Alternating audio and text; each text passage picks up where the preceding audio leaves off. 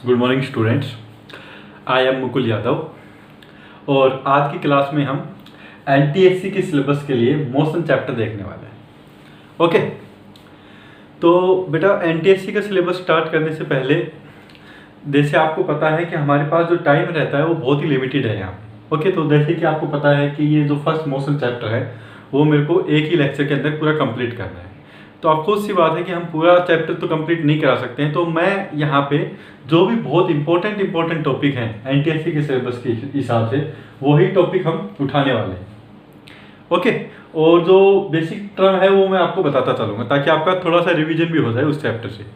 तो सबसे इम्पोर्टेंट बात यह है कि आपको खुद से मेहनत बहुत ज़्यादा करनी पड़ेगी अगर आप इस एग्ज़ाम के लिए प्रिपेयर हो रहे थे। ओके, और अगर आपको कोई भी जैसे आप प्रिपेयर कर रहे हैं खुद से और कोई भी आपको डिफ़िकल्टी आ रही किसी भी, चाहे वो कोई कॉन्सेप्ट हो या फिर कोई प्रॉब्लम हो एनटीएससी से रिलेटेड, ठीक है, तो एनटीएससी से रिलेटेड और स्पेशली इन फिजिक्स, अगर फिजिक्स में कोई आपको प्रॉब्लम आ रही है तो आप मेरे से डायरेक्टली पूछ सकते हैं। ओके, तो इस क्लास के अंदर जैसे पहले तो मैंने आपको ये पूरा कंटेंट लिख दिया कि इस जो मोशन चैप्टर है उसमें कौन कौन से हमारे टॉपिक हमको कवर करने हैं, ठीक है। तो जो मेन टॉपिक हैं उन्हीं को हम अच्छे से कवर करने वाले हैं। तो जैसे कि एनटीएससी के हिसाब से अगर मोशन चैप्टर की मैं बात करूं तो आपका जो सबसे इंपॉर्टेंट जो टॉपिक बनता है वो बनता है graphical representation of various types of motion parameter with respect to time. Okay, ये जो ग्राफ जो हम ड्रा करते हैं ना मोशन के लिए, तो जैसे वेलोसिटी वर्सेस टाइम ग्राफ है, एक्सेलरेशन वर्सेस टाइम ग्राफ है, डिस्टेंस वर्सेस टाइम ग्राफ है, वो यूनिफॉर्म मोशन में भी ड्रा करते हैं हम, नॉन यूनिफॉर्म मोशन में भी ड्रा करते हैं और नॉन यूनिफॉर्मली एक्सेलरेटेड मोशन के केस में भी ड्रा करते हैं। तो ये बहुत इंपॉर्टेंट टॉपिक है मोशन चैप्टर का। और उसके बाद जो इंपॉर्टेंट जो टॉपिक आपका आता है वो आता है क्या, इक्वेशन ऑफ मोशन। तो आपने ऑलरेडी पढ़ा होगा क्लास 9th में कि 3 इक्वेशन ऑफ मोशन होती है हमारी। एक तो v is equal to u plus a t, distance is equal to u t plus half a t square and v square minus u square is equal to 2s, ठीक है। तो यहां से जनरली क्वेश्चन आते हैं किस चैप्टर में, मोशन चैप्टर के अंदर। ओके, दूसरी चीज बेटा एनटीएससी के अंदर आप देखेंगे कि ज्यादातर प्रॉब्लम आपको डायरेक्टली थोड़ा डिफरेंस रहता है। आप बोर्ड का एग्जाम की तरह एनटीएससी के एग्जाम को नहीं प्रिपेयर कर सकते हैं, क्योंकि यहाँ पे क्या रहता है कि आपसे हमेशा कॉन्सेप्चुअल क्वेश्चन पूछे जाएंगे एनटीएससी के लिए, ठीक है। बोर्ड के एग्जाम में अगर किसी को समझ में भी नहीं आ रहा तो वो क्या कर लेते हैं, थोड़ा सा मगअप कर लेते हैं, रट लेते हैं चीज़ों को और उसके बाद वही चीज़ें आ जाती हैं और वो लिख देते हैं वहाँ पे। यहाँ पे ऐसा नहीं चलने वाला है, आपको हर एक चीज़ समझनी पड़ेगी, उसी के बाद ही आप क्वेश्चंस को अटेम्प्ट कर सकते हैं एनटीएससी के, ठीक है। तो ये बेसिक डिफरेंस है। तो without any delay let us start. तो मैं क्या करने वाला हूं, ये दो टॉपिक है जो मैंने आपको बताया, ये मैं अच्छे से कवर करवा दूंगा आपके, ये दोनों टॉपिक, ठीक है। और ये जितने और सारे डिफरेंट टॉपिक है, डिस्टेंस, डिस्प्लेसमेंट, ये आपको मैं जल्दी जल्दी कवर करवाता हुआ चलूंगा। ओके, तो स्टार्ट करते हैं डिस्टेंस। तो डिस्टेंस क्या होता है हमारा, डिस्टेंस होता है it is the actual path length travelled by A particle, ठीक है। कोई भी पार्टिकल, सपोज कर लीजिए कि ये है मेरा पॉइंट ए और ये है पॉइंट बी। पार्टिकल ए से बी कुछ इस तरह से गया, पार्टिकल पॉइंट ए से बी कुछ इस तरह से गया, तो जो पाथ लेंथ टोटल, अगर ये पाथ लेंथ में पूरी पाथ लेंथ को अगर मैं मेजर करूं डिस्टेंस के अंदर कि ये तो टोटल पाथ लेंथ कितनी हुई, वही क्या होती है हमारी डिस्टेंस। ओके, तो डिस्टेंस क्या बोल सकता हूं मैं, it is the total path length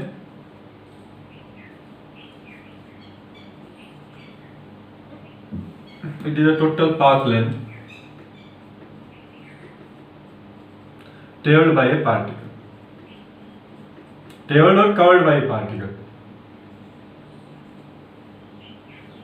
traveled by a, यहाँ पे traveled by a particle। Total जो पाथ लेंथ होती है उसी को हम क्या बोलते हैं, डिस्टेंस, ठीक है। अगर मैं कंपेयर करूं डिस्प्लेसमेंट से, डिस्प्लेसमेंट में क्या होगा आपका, it is the shortest distance between the 2 point, it is the shortest distance between 2 point.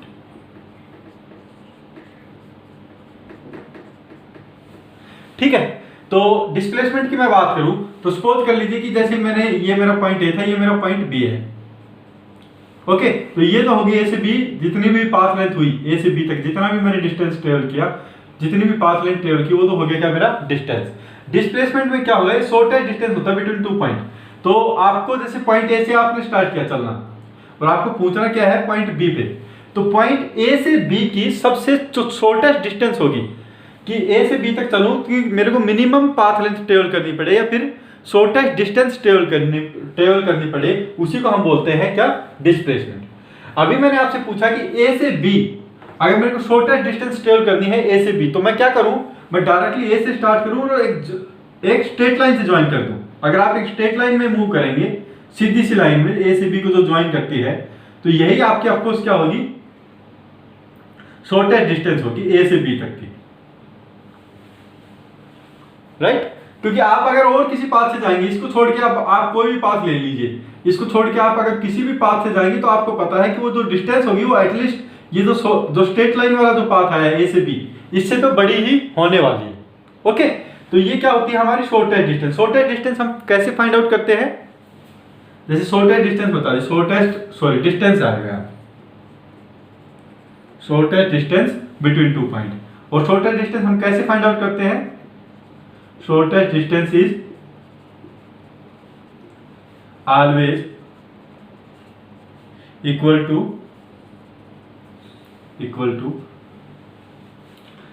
straight line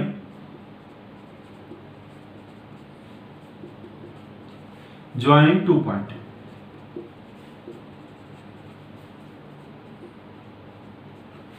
ठीक है, अभी एक और पॉइंट मैं डिस्कस करूं। अगर मैं पूछ लूं आपसे कि डिस्टेंस और डिस्प्लेसमेंट में कौन सा बड़ा होगा, तो आप बोलेंगे कि डिस्टेंस तो बहुत ज्यादा है यहाँ पे, राइट। तो डिस्प्लेसमेंट हमेशा क्या रहता है, छोटा रहता है डिस्टेंस से। ओके, तो डिस्टेंस तो ए से बी में आप इन्फिनिटी पाथ, कोई भी पाथ लेके जा सकते हैं डिस्टेंस के लिए, तो आप ए से बी में कोई भी पाथ ट्रेवल करके जा सकते हैं, तो वो तो आपकी डिस्टेंस होगी। डिस्प्लेसमेंट में आपको केवल यही एक पाथ मिलेगा, तो शॉर्टेस्ट पाथ होगा ए से बी के बीच में, जो ज्वाइन करता होगा पॉइंट ए को पॉइंट बी से। ठीक है, तो डिस्प्लेसमेंट जो होता है वो हमेशा क्या रहता है, आपका डिस्टेंस से छोटा रहता है। ठीक है, अगर मैं बोल सकता हूं कि कभी डिस्टेंस आपका डिस्प्लेसमेंट के बराबर भी हो सकता है, तो आप कह सकते हैं कि आपको हो सकता है डिस्टेंस आपका डिस्प्लेसमेंट के इक्वल भी हो सकता है। अगर सपोज कर लीजिए पार्टिकल इसी पाथ में चलने लग गया, तो अगर यहां से यहां तक चलने लगे तो आपका डिस्प्लेसमेंट भी सेम है और आपका डिस्टेंस भी सेम है। ठीक है, तो आप क्या लिख सकते हैं कि जो हमारा डिस्प्लेसमेंट होता है, तीसरा पॉइंट इसके बारे में, जो हमारा डिस्प्लेसमेंट होता है वो हमेशा छोटा होता है और इक्वल भी हो सकता है, क्योंकि डिस्टेंस तो किसी भी पाथ से जा सकता है ए से बी में। तो हो सकता है कि यही पाथ चूज कर ले, डिस्प्लेसमेंट वाला ही कोई पार्टिकल पाथ चूज कर ले, तो उस केस में क्या होगा, जो डिस्प्लेसमेंट होगा वो इक्वल होगा या फिर लेस होगा, किससे, हमेशा डिस्टेंस। ओके, तो आप ये कंटेंट लिख लीजिए। अभी एक क्वेश्चन जैसे मैं आपको करवाता हूं, यहां से डिस्टेंस डिस्प्लेसमेंट का ही।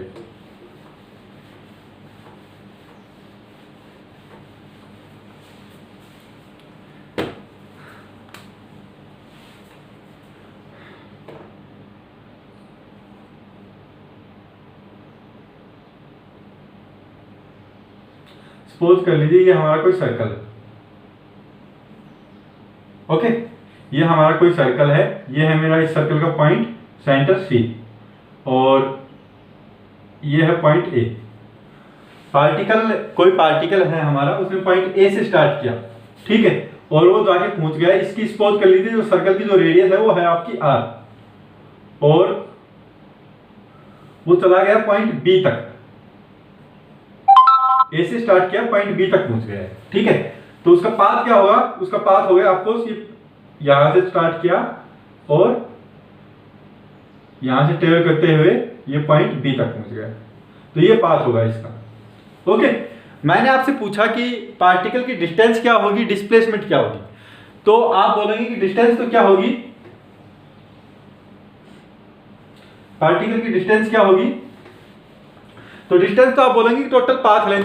ठीक है, तो यहां से यहां तक ये कितने पेरीमीटर, ये जो पेरीमीटर हुआ यहां से यहां तक, ये जो पाथ लेंथ है यही क्या होगी आपकी डिस्टेंस होगी।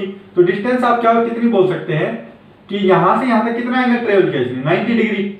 आपको सर्कल का पेरीमीटर पता होता है, सर्कल का पेरीमीटर क्या होता है आपका 2 पाई आर। तो ये तो हो गया पूरा सर्कल का पेरीमीटर, ठीक है।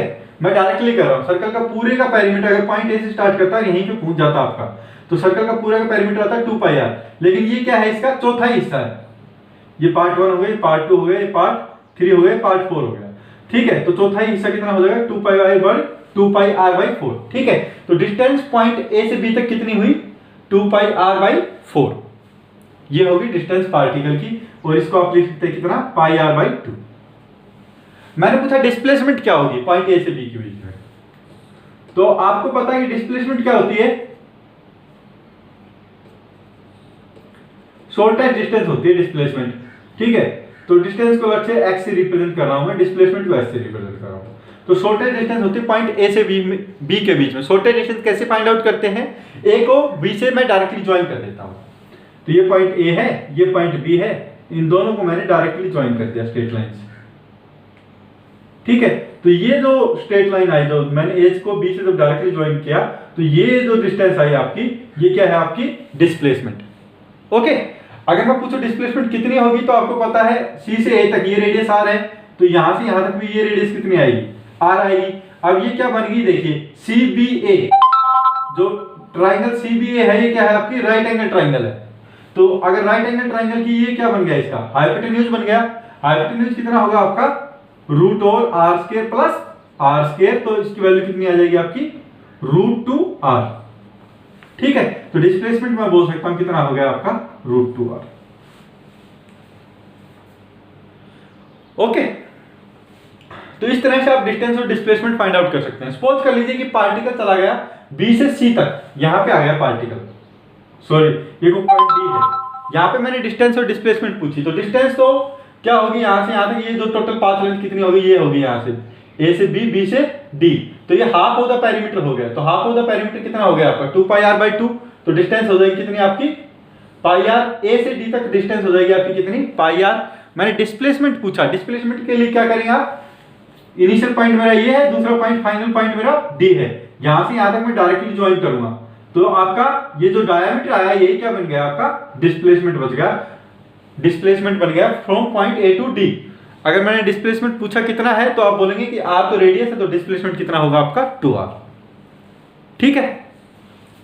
तो अगर आप लिखना चाहें तो इसको भी लिख सकते हैं, in the path, in path OBD, A B D, sorry A से डी तक, ए से डी तक डिस्टेंस कितना है आपका हाफ ऑफ द पेरीमीटर। तो डिस्टेंस को तो मैंने कितना लिख दिया 2 पाई आर बाई 2, तो दैट इज पाई आर। और डिस्प्लेसमेंट कितना आ गया आपका, डिस्प्लेसमेंट कितना आ गया आपका, डिस्प्लेसमेंट आप लिख देंगे कि वो आ जाएगा आपका कितना 2r, ठीक है। तो इस तरह से आप डिस्टेंस और डिस्प्लेसमेंट की वैल्यू फाइंड आउट कर सकते हैं, ओके। अभी जो नेक्स्ट टर्म जो मैंने आपको बताई थी डिस्टेंस डिस्प्लेसमेंट के बाद, वो बताई थी मैंने आपको क्या, स्पीड एंड वेलोसिटी। तो इसको मैं रब कर रहा हूं, इसको पूरे को मैं रबर कर रहा हूं अभी। अगर आपको नोट डाउन करना है तो आप नोट डाउन कर सकते हैं अपने नोट्स में।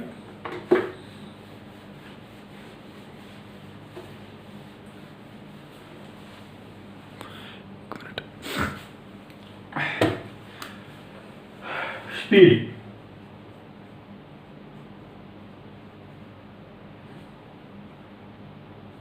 स्पीड क्या होता है, स्पीड होता है आपका it is the distance travel by the particle per unit time. एक यूनिट टाइम में पार्टिकल कितनी डिस्टेंस ट्रेवल करता है उसी को स्पीड बोलते हैं, ठीक है। तो डेफिनेशन आप लिख सकते हैं, distance travel by the particle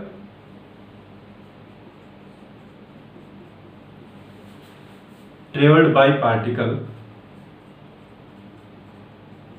per unit time, per unit time. एक यूनिट टाइम में पार्टिकल कितनी डिस्टेंस ट्रेवल करता है उसी को हम स्पीड बोलते हैं। तो स्पीड को मैं लिख सकता हूं क्या, डिस्टेंस बाई टाइम, ठीक है। डिस्टेंस बाई टाइम आपका क्या होता है स्पीड, वेलोसिटी एक आता है क्या आपका वेलोसिटी।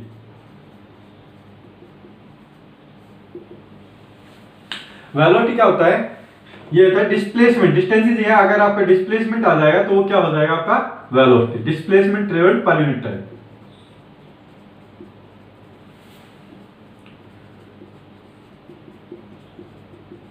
ओके, तो डिस्प्लेसमेंट को जैसे मैं डायरेक्टली यहां पे लिख रहा हूं, आपका फॉर्मूला क्या हो जाएगा, सॉरी वेलोसिटी का फॉर्मूला क्या हो जाएगा आपका, displacement by time.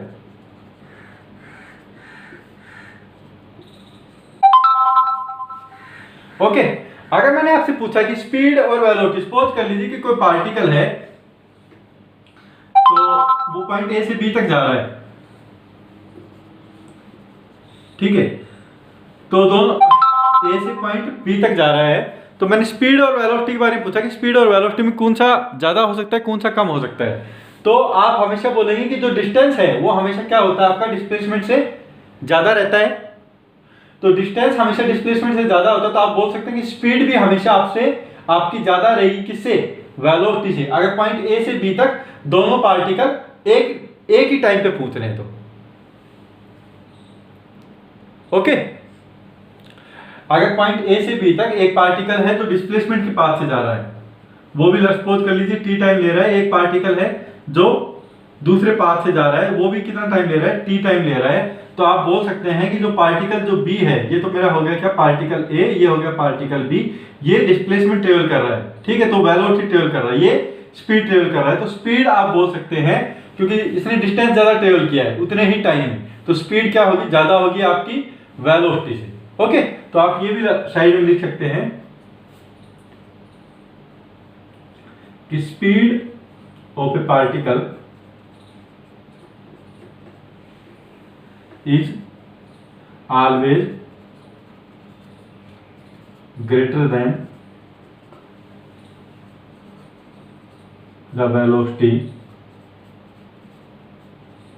always greater than the velocity, ठीक है, ग्रेटर देन और इक्वल टू, और इक्वल भी हो सकती है, ठीक है, क्योंकि अगर आपका जो पाथ है वो सेम है तो आपकी इक्वल भी हो सकती है, speed of particle is always greater than और इक्वल टू वेलोसिटी।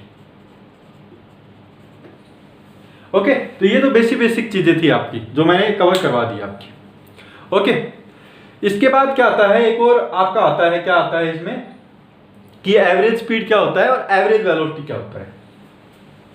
स्पीड की यूनिट अगर मैंने पूछी आपके, स्पीड की यूनिट क्या होती है, तो आपकी एसआई यूनिट होती है स्पीड और वेलोसिटी दोनों की, एसआई यूनिट क्या होती है, एसआई यूनिट होती है मीटर पर सेकंड। ओके,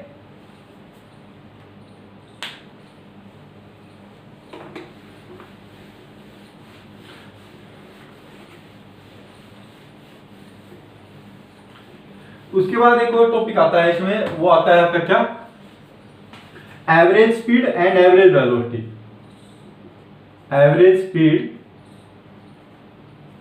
जिसको हम लिख देते हैं वी एवरेज। एवरेज स्पीड का आपको हमेशा फॉर्मूला याद रखना है, it is the total distance divided by total time, total time, ये होता है आपका एवरेज स्पीड। और एवरेज वेलोसिटी क्या होता है आपका, आपको जहां पे वेलोसिटी आता है वहां पे डिस्टेंस की जगह डिस्प्लेसमेंट हो जाएगा आपका average velocity. Okay, average velocity क्या होता है आपका, total displacement by total time. ये क्यों यूज होते हैं वो एक बार समझ लेते हैं कि यूज क्यों करते हैं हम इनको, एवरेज को। तो जैसे कि आप मान के चल लीजिए कि कोई पार्टिकल है मेरा पॉइंट ए से बी तक स्ट्रेट लाइन में मूव कर रहा है, पॉइंट ए से पॉइंट बी तक। ओके, और ये कोई डिस्टेंस है, यहाँ पे अज्यूम कर लीजिए कोई भी डिस्टेंस है, आप मान लीजिए इसको एक्स डिस्टेंस सपोज कर लीजिए, ठीक है। तो क्या होता है कि सपोज कर लीजिए कि ये आधी जो डिस्टेंस है, आधी जो डिस्टेंस है x/2 डिस्टेंस है, वो किसी एक स्पीड से ट्रेवल कर रहा है v1, और आधी जो डिस्टेंस है वो दूसरी स्पीड से ट्रेवल कर रहा है, वो क्या है v2, ठीक है। तो एवरेज स्पीड क्या होती है कि यहां से एक आधी डिस्टेंस उसने v1 स्पीड से ट्रेवल की, आधी डिस्टेंस इसने किस स्पीड से ट्रेवल की, v2 स्पीड से ट्रेवल की, ठीक है। तो एवरेज जो वेलोसिटी क्या होगी, एवरेज वेलोसिटी क्या होगी कि ए से बी के बीच में अगर ये जा रहा है, ये पॉइंट ए है, ये पॉइंट बी है, तो ये अगर एवरेज वेलोसिटी आपकी क्या होगी कि सपोज कर लीजिए कि ए से बी तक यहाँ पे स्टार्टिंग में v1 से आधी डिस्टेंस v2 से, तो आपको जो टोटल टाइम लगा t टाइम लगा, ठीक है। तो एवरेज वेलोसिटी कौन सी वेलोसिटी होगी कि एक ऐसी वेलोसिटी कि ए से बी तक वो सेम ही वेलोसिटी से चले, एक कांस्टेंट वेलोसिटी से चले और पॉइंट बी तक टी टाइम में ही पहुंच जाए, वही होती है क्या आपकी एवरेज वेलोसिटी। समझ में आया बात कि ए से बी तक एक तो चल रहा है v1 वेलोसिटी से, दूसरी किस वेलोसिटी चल रहा है, v2 वेलोसिटी से चल रहा है, ठीक है। और उसके बाद हमने ऑब्जर्व किया कि ए से बी तक कितने टाइम बाद पहुंचा, टी टाइम तक पहुंच गया ए से बी तक, ठीक है। उसके बाद कोई ऐसी वेलोसिटी है जो कि जिसको मैं बोल रहा हूँ वी एवरेज वेलोसिटी, अगर पार्टिकल उस वेलोसिटी से चले पॉइंट ए से, ठीक है, वो पॉइंट बी तक पहुंच जाए और कितने टाइम में पहुंचे, टी टाइम में पहुंचे, तो ये जो वेलोसिटी आती है क्या बोल सकते हैं हम, इसको एवरेज वेलोसिटी बोल सकते हैं। ओके, तो एवरेज वेलोसिटी ये होती है हमारी, ठीक है। इसका फॉर्मूला क्या होता है, total distance by total time. तो यहाँ पे सबसे पहले तो आपको टोटल डिस्टेंस जैसे फाइंड आउट करना पड़ेगा। तो टोटल डिस्टेंस कितना है, अगर मैं पूछूं इस केस में, तो टोटल डिस्टेंस आपका कितना है, x है। टोटल डिस्टेंस आपका कितना है, x है। टोटल टाइम कितना है आपका, तो आप बोलेंगे टोटल टाइम, एक तो इस डिस्टेंस को ट्रेवल करने में टाइम लगेगा, इस डिस्टेंस को ट्रेवल करने में टाइम लगेगा, तो इस डिस्टेंस को ट्रेवल करने में कितना टाइम लगेगा। तो आपको पता है कि स्पीड यहाँ पे कितनी है, वेलोसिटी v1 है, तो स्पीड क्या होती है आपकी, स्पीड होती है आपकी क्या, डिस्टेंस बाई टाइम। तो आप अज्यूम कर लीजिए कि इस डिस्टेंस को ट्रेवल करने में t1 टाइम ले रहा है, इस डिस्टेंस को ट्रेवल करने में t2 टाइम ले रहा है, तो टोटल डिस्टेंस तो आपकी ऐसा है। टोटल टाइम कितना आया, t1 प्लस t2। t1 की वैल्यू क्या होगी, तो स्पीड आपको पता है क्या होती है, डिस्टेंस बाई टाइम, तो टाइम होगा क्या, डिस्टेंस बाई स्पीड। तो x बाई 2 स्पीड है, सॉरी डिस्टेंस है, वो कितने स्पीड से ट्रेवल कर रहा है, v1 स्पीड से, तो x बाई 2 v1 प्लस ये तो t1 टाइम आ गया आपका, t2 क्या होगा, डिस्टेंस कितनी है आपकी x बाई 2 और स्पीड कितनी है v2, क्योंकि डिस्टेंस बाई स्पीड क्या होता है आपका टाइम।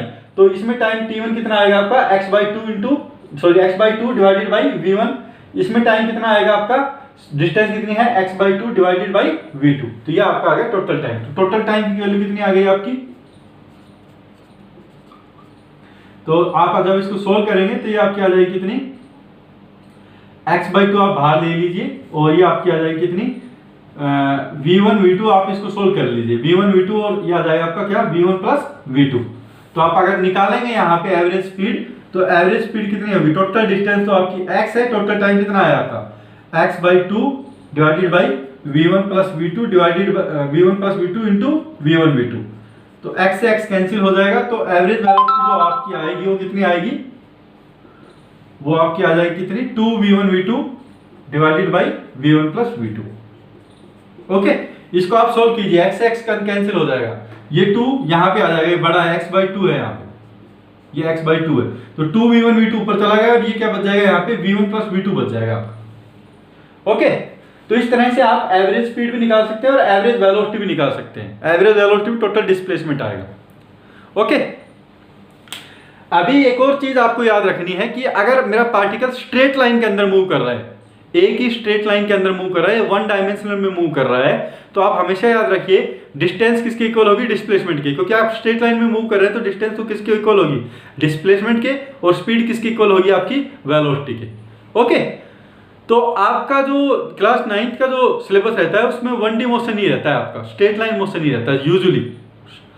तो यूजुअली जो हम पढ़ते हैं वो 1D मोशन पढ़ते हैं, स्ट्रेट लाइन मोशन पढ़ते हैं, तो वहां पे कई बार हम डिस्टेंस यूज कर लेते हैं, कई बार डिस्प्लेसमेंट यूज कर लेते हैं, कई बार स्पीड यूज कर लेते हैं, कई बार वेलोसिटी यूज कर लेते हैं, क्योंकि कोई डिफरेंस होता ही नहीं है, एक स्ट्रेट लाइन के अंदर पार्टिकल ट्रेवल करता है। तो स्ट्रेट लाइन में जब पार्टिकल ट्रेवल करता है तो डिस्टेंस डिस्प्लेसमेंट के इक्वल होता है, स्पीड वेलोसिटी के इक्वल हो जाता है। ओके,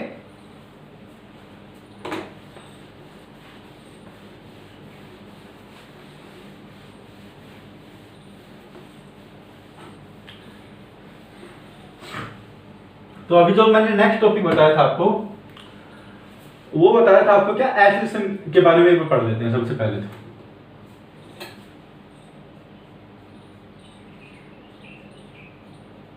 एक्सेलेरेशन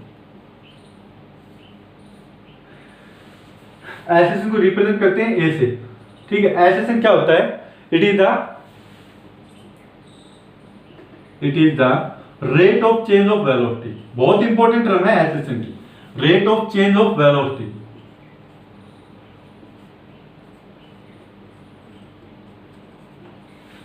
तो उसको हम क्या बोलते हैं? एक्सेलेरेशन। तो जैसे कि सपोज कर लीजिए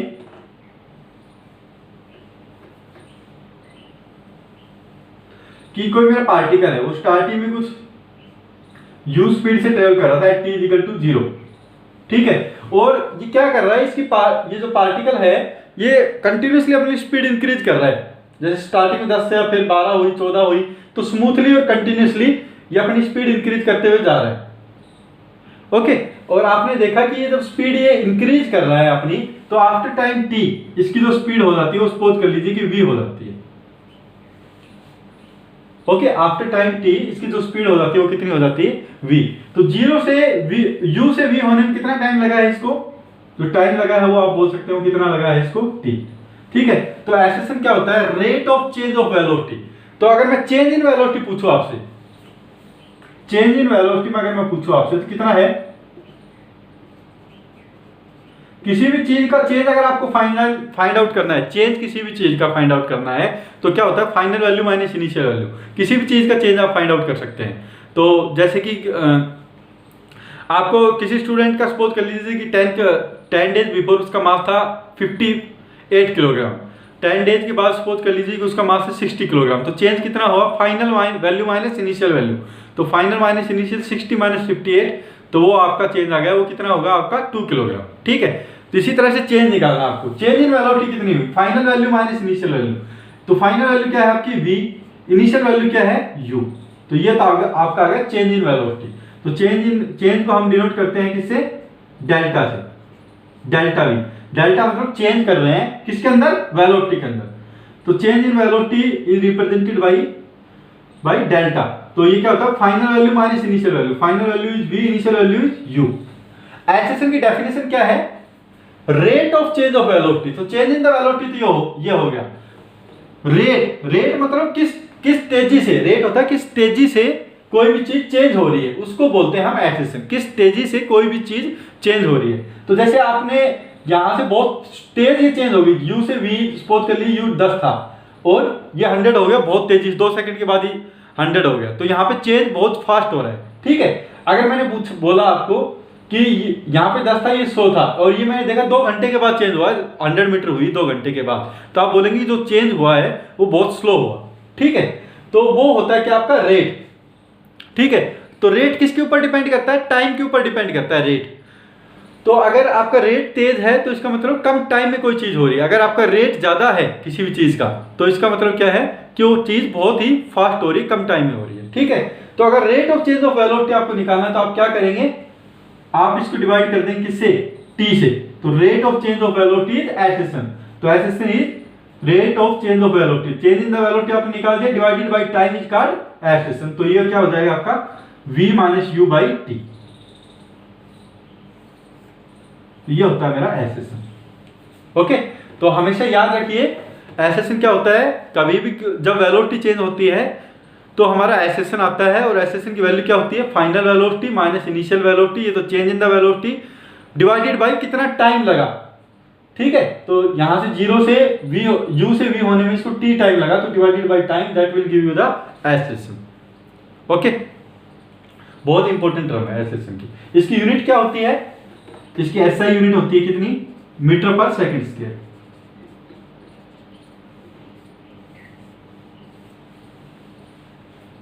ओके। अभी नेक्स्ट हम डिस्कस कर लेते हैं किसके बारे में? टाइप्स ऑफ मोशन के बारे में डिस्कस कर लेते हैं आपसे।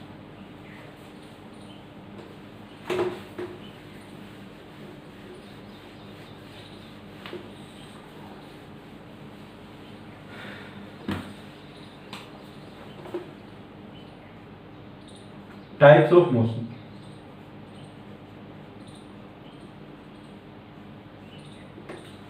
एक तो होता है हमारा यूनिफॉर्म मोशन। बिल्कुल ध्यान रखना है, इसमें बहुत कंफ्यूजन हो जाता है बच्चे को। यूनिफॉर्म मोशन एक होता है uniformly accelerated motion, uniformly accelerated motion, accelerated motion. ये दो तरह के मोशन हमको पढ़ने पड़ते हैं इसमें। एक तो होता है क्या हमारा यूनिफॉर्म मोशन, एक होता है यूनिफॉर्मली एक्सेलरेटेड मोशन। तो यूनिफॉर्म मोशन क्या होता है? यूनिफॉर्म मोशन में हमेशा याद रखना कि आपकी जो स्पीड होती है यूनिफॉर्म मोशन के अंदर, मैं डायरेक्टली लिख रहा हूं, इसके अंदर जो स्पीड होती है आपकी वो होती है कांस्टेंट। मतलब पार्टिकल अगर 10 मीटर पर सेकंड से चल रहा है तो आप कितने भी टाइम के बाद देखेंगे वो 10 मीटर पर सेकंड से ही चलेगा। तो वो इस टाइप के मोशन को हम बोलते हैं क्या? Uniform motion. When particle is travelling with constant speed. ठीक है, तो इस टाइप के मोशन में आपकी स्पीड क्या होती है? कांस्टेंट। अगर मैं पूछ लूं कि इस टाइप के मोशन में एक्सेलरेशन क्या होगा, तो आप बोलेंगे एक्सेलरेशन क्या होता है? Change in velocity divided by time. तो क्या वेलोसिटी चेंज हो रही है? अगर मैं बोलूं 10 मीटर पर सेकंड थी, बाद में 10 मीटर पर सेकंड थी, तो आपकी वेलोसिटी में तो कोई चेंज आ ही नहीं रहा है। अगर वेलोसिटी में चेंज नहीं आ रहा है तो इस टाइप के मोशन के लिए मैं एक्सेलरेशन क्या बोल सकता हूं? जीरो। ओके, अगर मेरे को डिस्टेंस निकालना है इस टाइप के मोशन के लिए, तो डिस्टेंस आप क्या बोल सकते हैं? डिस्टेंस आपका कितना होगा? स्पीड आपका सपोज कर लीजिए v है, तो डिस्टेंस आप निकाल सकते हैं इस टाइप के मोशन के लिए। डिस्टेंस कितना होगा आपका? डिस्टेंस होता है कितना? वेलोसिटी। बिकॉज आपको पता है स्पीड क्या होती है आपकी? स्पीड होती है क्या?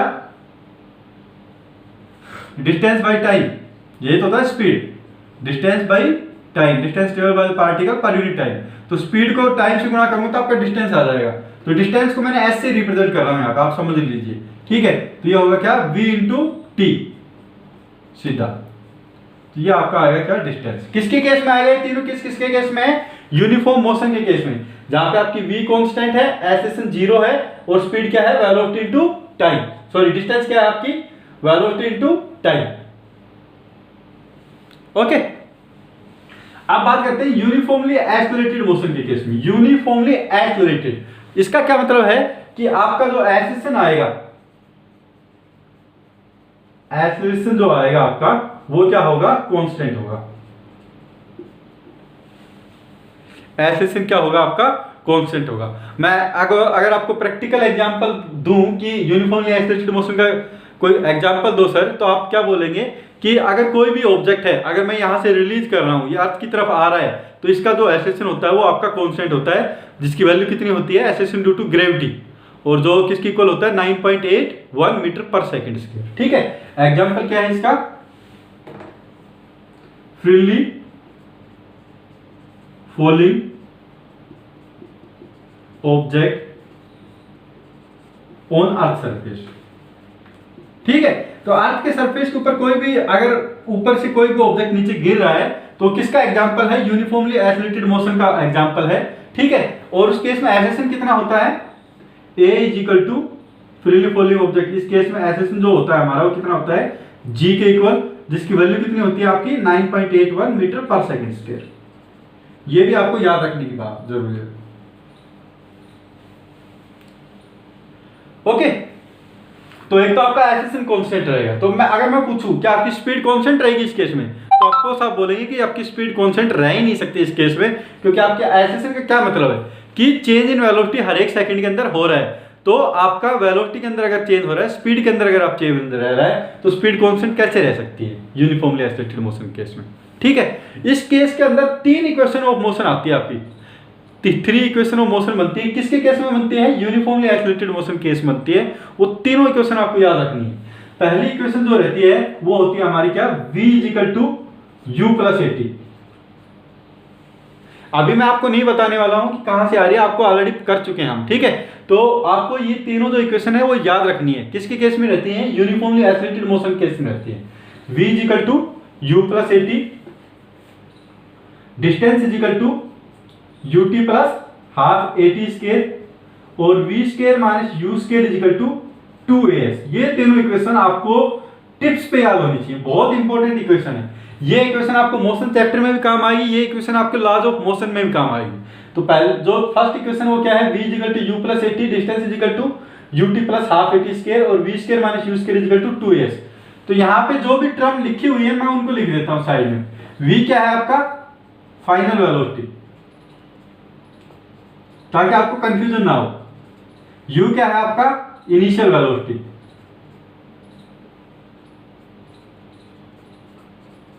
v क्या है आपका फाइनल वेलोसिटी, u क्या है आपका इनिशियल वेलोसिटी, a क्या है आपका एक्सेलरेशन,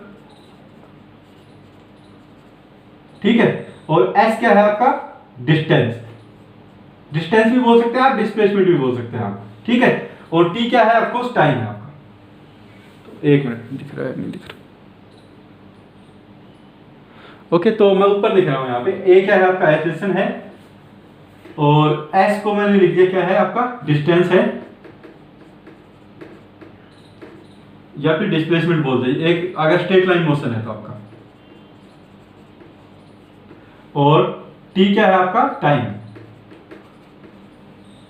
ये इक्वेशन आपको टिप्स पे याद होनी चाहिए और आपको पता भी होना चाहिए कि ये इक्वेशन मैं कैसे अप्लाई कर सकता हूं। ओके ठीक है, ये इक्वेशन आप यूनिफॉर्म मोशन के एसिस्टेड मोशन केस में तो यूज कर ही सकते हैं, आप यूनिफॉर्म मोशन के केस में भी यूज कर सकते हैं। कैसे यूज कर सकते हैं? यूनिफॉर्म मोशन केस में आपको इतना पता होना चाहिए कि एसएसएन की वैल्यू क्या होती है आपकी, जीरो होती है। तो जीरो वैल्यू आप पुट कर दिया एसएसएन की, फर्स्ट इक्वेशन में पुट किया आपने एसएसएन जीरो, तो v equal to u, that means initial velocity equal to final velocity. तो आपको पता है यूनिफॉर्म मोशन के केस में क्या होता है, आपकी स्पीड चेंज नहीं होती, तो किसी भी टाइम पे आप ले रहे हैं तो आपकी स्पीड जो स्टार्टिंग की स्पीड है वही आपकी क्या रहेगी, फाइनल स्पीड। तो वही चीज आ गई आपकी। दूसरा आपको क्या दे सकते हैं, दूसरी वाली इक्वेशन में आपने पुट किया एसएसएन जीरो, एसएसएन आपने जीरो पुट किया तो डिस्टेंस कितना आ गया आपका u into T, that mean speed into time. तो डिस्टेंस यहां से भी आपने क्या निकाला था, स्पीड इंटू टाइम निकाला था। थर्ड इक्वेशन में आपने पुट किया एसएसएन इज इक्वल टू जीरो, तो v square minus u square is equal to zero, v is equal to u। तो वो आपको ऑलरेडी फर्स्ट इक्वेशन से भी मिल गया था कि इनिशियल स्पीड किसके इक्वल होगी, आपकी फाइनल स्पीड के इक्वल होगी। ओके